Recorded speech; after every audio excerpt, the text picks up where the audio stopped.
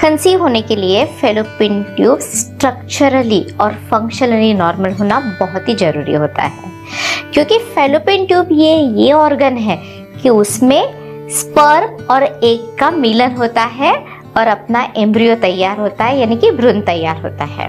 5 दिन तक ये फैलोपियन ट्यूब को, ये एम्ब्रियो को नरिश करना पड़ता है, नर्चर करना पड़ता है, ताकि 6ठे दिन ये गर्भाशय में उतरता है और वहां इम्प्लांट हो जाता है। फैलोपियन ट्यूब ब्लॉक होने के या कभी कभी उसका फंक्शन जाने के बहुत सारे रीजन होते हैं। सबसे पहला रीजन होता है इन्फेक्शन, पेल्विक इन्फ्लेमेटरी डिसीज, यानी कि गर्भाशय और ट्यूब्स का स्वेलिंग होना, इसको पेल्विक इन्फ्लेमेटरी डिसीज कहते हैं, PID कहते हैं। इसमें अपनी ट्यूब्स ब्लॉक हो सकती है।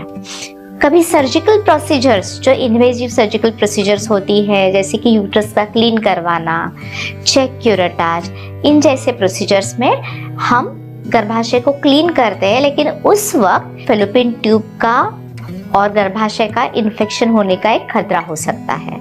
इसीलिए ऐसी सर्जिकल प्रोसीजर्स के पहले और बाद में एंटीबायोटिक्स लेना बहुत ही जरूरी होता है। तो इस टाइप के सर्जिकल प्रोसीजर जिससे अपनी ट्यूब ब्लॉक हो सकती है। कभी सेक्सुअली ट्रांसमिटेड डिसीज की वजह से भी अपनी ट्यूब ब्लॉक हो सकती है। कभी फाइब्रॉइड बहुत बड़ा रहता है और ये फैलोपियन ट्यूब पे दबाव डालता है, तो भी इनफर्टिलिटी हो सकती है, यानी कि हम इजीली कंसीव नहीं होते।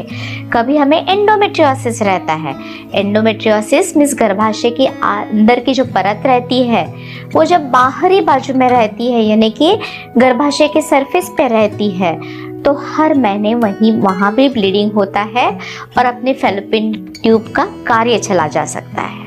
कभी हम पेट की सर्जरी करते हैं, यानी कि अपेंडिक्स रप्चर हो जाता है, या पेट में कभी सिस्ट रहती है, या कभी यूट्रस पे सर्जरी हम कराते हैं, तो भी एडेजन्स बन जाते हैं, सब ऑर्गन्स एक दूसरे को चिपकते हैं और उसमें हमारे फैलोपियन ट्यूब बंद हो सकते हैं। कभी कभी बाय बर्थ हमारी फैलोपियन ट्यूब में कई जगह दबाव रहता है और ये भी वजह हो सकती है फैलोपियन ट्यूब बंद रहने की। कभी हमारा गर्भ नलिका में बसता है, वही बढ़ने लगता है, इसको हम एक्टोपिक प्रेगनेंसी कहते हैं। तो एक्टोपिक प्रेगनेंसी ये भी रीजन होता है कि हमारी ट्यूब बाद में बंद हो सकती है। या एक्टोपिक प्रेगनेंसी की जब हम सर्जरी कराते हैं तो ट्यूब को हटाना पड़ता है।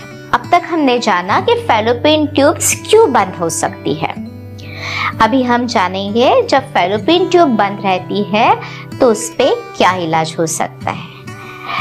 पहले हम देखेंगे मेडिकल ट्रीटमेंट। जब ऐसी कोई हिस्ट्री रहती है तो हमें डॉक्टर पहले एंटीबायोटिक्स देते हैं, एंटी इन्फ्लेमेटरी ड्रग देते हैं, कभी कभी कई इंजेक्शंस देते हैं ताकि हमारे गर्भाशय का इन्फेक्शन या इन्फ्लेमेशन कम हो जाए। उसके साथ ही हल्का सा ब्लॉक जब फैलोपियन ट्यूब में रहता है तो हम HSG करते हैं। HSG यानी कि hysterosalpingography, to check fallopian tube. Fallopian tube open है या बंद है देखने के लिए ये टेस्ट करते हैं। इसमें हल्का सा ब्लॉक रहेगा, वो खुल जाता है और अपनी ट्यूब ओपन हो सकती है। तो ये हो गए नॉन इन्वेजिव मेथड्स जिससे फैलोपियन ट्यूब का ब्लॉकेज चला जा सकता है। अभी हम जानेंगे सर्जिकल ट्रीटमेंट के बारे में। फैलोपियन ट्यूब जब बंद होती है तो हम पहले लैप्रोस्कोपी करते हैं। तो आइए हम जानेंगे क्या यह फैलोपियन ट्यूब का जो ब्लॉक रहता है ये हम सर्जरी से खुलवा सकते हैं क्या। जब HSG पे पता चलता है कि हमारी फैलोपियन ट्यूब ब्लॉक्ड है तो हम हिस्टेरो लैप्रोस्कोपी प्लान करते हैं। हम गर्भाशय में छोटा सा कैथेटर पास करते हैं और वो ब्लॉक ओपन करने की कोशिश करते हैं। तो ये हिस्टोस्कोपिक कैन्युलेशन करके हम वो ब्लॉक हम ओपन कर देते हैं। लेकिन वो जब ओपन नहीं होता और हम लैप्रोस्कोपी करते हैं उस पे पता चलता है कि हल्का सा एरिया वहाँ थोड़ा सा स्कारिंग है या सर्जरी के बाद वहाँ एडेजन्स हो गए हैं, यह स्कारिंग दिखाई देता है। तो वहाँ हम ट्यूबल एनास्टोमोसिस करते हैं तो उससे जो ब्लॉक पोर्शन है वो हट जाता है।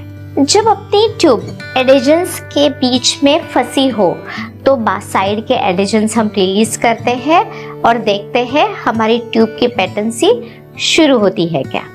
तो ये सारे हो गए सर्जिकल प्रोसीजर जो हम लैप्रोस्कोपी से करते हैं। और जब मेडिकल या सर्जिकल प्रोसीजर से ट्यूब ओपन नहीं होती तो हम IVF यानी कि test tube baby in vitro fertilisation करते हैं और जिससे हम कंसीव होने की प्रोबेबिलिटी ऑलमोस्ट 100% हो सकती है। तो आज हमने जान लिया फैलोपियन ट्यूब ब्लॉक कैसी होती है, क्यों होती है और वो खुलने और वो ओपन करने के क्या क्या तरीके हैं। इसके बारे में आपके कोई प्रश्न रहेंगे तो हमें ज़रूर लिखिए और हमारी ये pregnancy, gynaec, infertility, IVF related videos जरूर देखते रहिए। धन्यवाद।